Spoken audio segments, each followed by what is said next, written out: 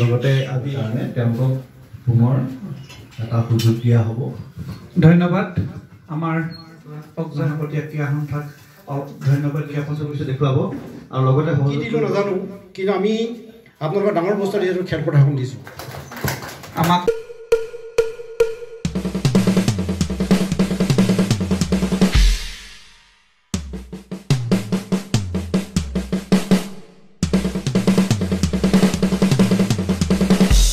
ডিব্ৰুগড় জিলাৰ ক্ৰীড়া সন্থাৰ ৰেফাৰী বোৰ্ডৰ প্ৰাক্তন সম্পাদক লক্ষ্মীনাথ ভূঞাদেৱ আৰু যোৰহাট ক্ৰীড়া সন্থাৰ ৰেফাৰী বোৰ্ডৰ প্ৰাক্তন সম্পাদক কমল বৰুৱা ছাৰ, খেল পৰিচালক উৎপল ভট্টাচাৰ্যদেৱ, তেখেতে মুম্বাইস্থিত নিজৰ বাসভৱনতে আমি তিনিওজনৰ আত্মা সদগতিৰ কাৰণে এটা শ্ৰদ্ধাঞ্জলি অনুষ্ঠানতে আজি আমি অনুষ্ঠানৰ পূৰ্বে আমি কাৰ্যসূচীত লওঁ। আজি আমাৰ প্ৰথমতে ফিজিকেল ফিটনেছ আমি অনুষ্ঠিত কৰিলোঁ। প্ৰথমতে 40 মিটাৰ আমি ফিটনেছ টেষ্টৰ 40 মিটাৰ দৌৰ, য'ত ৰেফাৰীসকলে 6টা ৰাউণ্ড 6 লেপ তাত দিবলগীয়া হ'ল আৰু তাৰপিছত 10 লেপছ যিটো আমাৰ সৰ্বভাৰতীয় ফুটবল ফেডাৰেশ্যনৰ এজ পাৰ ৰুল মতে আমি যিটো ফিটনেছ টেষ্ট হয়, আমি সৰ্বভাৰতীয় ফুটবল ফেডাৰেশ্যনৰ ফিটনেছ একেটা টেষ্টকে আমি ইয়াত এপ্লাই কৰিছিলোঁ আৰু পৰৱৰ্তী প্ৰেক্টিকেল গ্ৰাউণ্ডত কি ধৰণে ৰেফাৰীসকলে নিজকে সাজু কৰি তুলিব পাৰে সেইকাৰণে আমি এজন সমল ব্যক্তিক আমি নিমন্ত্ৰণ জনাইছিলোঁ।